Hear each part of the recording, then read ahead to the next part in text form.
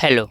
आज हम डिस्कस करने जा रहे हैं जामिया मिलिया इस्लामिया के एंट्रेंस टेस्ट के आंसर की के बारे में डिस्कस करने जा रहे हैं कि जामिया मिलिया इस्लामिया के एंट्रेंस टेस्ट की आंसर की कब आती है, आपको आंसर की कैसे चेक करनी है, ये हम इस वीडियो में डिस्कस करने वाले हैं।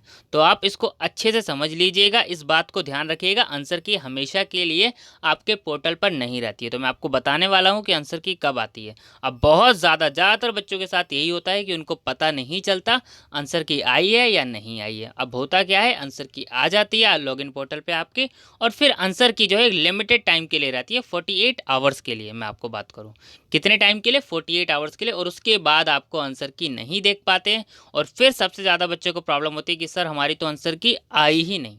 तो देखिए मैं आपको लोगों को बताता हूँ कि आंसर की कब आती है। तो यहाँ पर देखिए जैसे कि प्रोस्पेक्टस में मेंशन है, the answer key of entrance test question paper of multiple choice question only. तो आंसर की किसकी आती है, सिर्फ और सिर्फ MCQ क्वेश्चंस की। Will be uploaded on the admission result page at www.jmicoe.in within 3 working days after the entrance test is over. अब देखिए यहाँ पर आपको क्या समझना है। सबसे पहले आपको, जैसे आपने लॉगिन करके अपना एडमिट कार्ड चेक किया है, वहीं पर आंसर की का आइकन आता है, लेकिन आंसर की का आइकन जो है हमेशा के लिए नहीं रहता। ये चीज़ आपको ध्यान रखनी है। आंसर की कब आएगी, विथिन 3 वर्किंग डेज आ जाएगी। जिस दिन आपका एंट्रेंस टेस्ट हो गया उसके 3 दिन के अंदर जो है आपकी आंसर की आ जाएगी। जैसे ही एक दिन खत्म होता है, आप आंसर की डेली चेक कीजिए।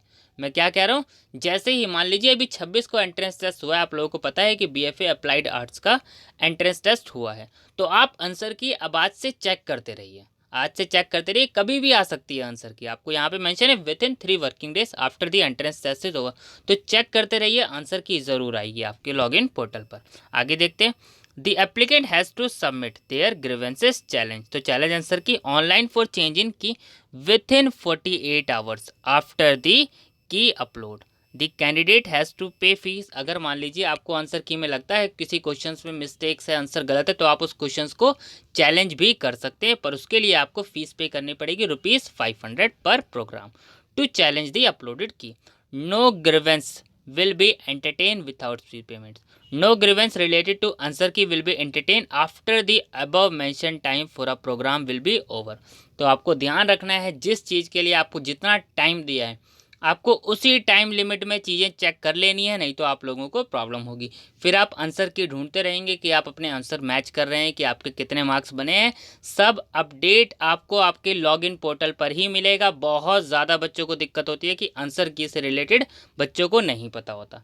अब मैंने आपको बता दिया, मान लीजिए आपका आज एंट्रेंस टेस्ट हुआ है, तो एंट्रेंस टेस्ट की आप अगले दिन से ही दिन में 1 बार 2 बार ज़रूर चेक करें कि आंसर की आई है या नहीं आई है। ऐसा नहीं है 1 हफ्ते 2 हफ्ते बाद आंसर की आएगी, ऐसा नहीं है। जैसे कि यहाँ मेंशन है विथिन 3 वर्किंग डेज आंसर की आ भी जाती है टाइम से, ऐसा नहीं है 2 दिन में आ जाती है आंसर की। यहाँ पर एक आपको टाइम दे रखा है, इसीलिए मैंने आपको बताया कि आप 1 दिन बाद ही आंसर की चेक करते रहिए।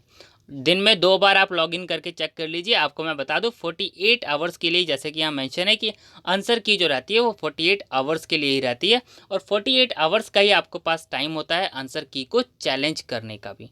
और चैलेंज करने के लिए आपको फ़ी पेमेंट करनी पड़ेगी, तभी आपको चैलेंज वो जो एक्सेप्ट किया जाएगा। ये चीज़ें आपको ध्यान रखनी है। तो आंसर की से रिलेटेड मैंने आपको बता दिया, इन बातों का आपको ध्यान रखना है ताकि आप लोगों को कोई प्रॉब्लम ना हो। ठीक है, थैंक यू।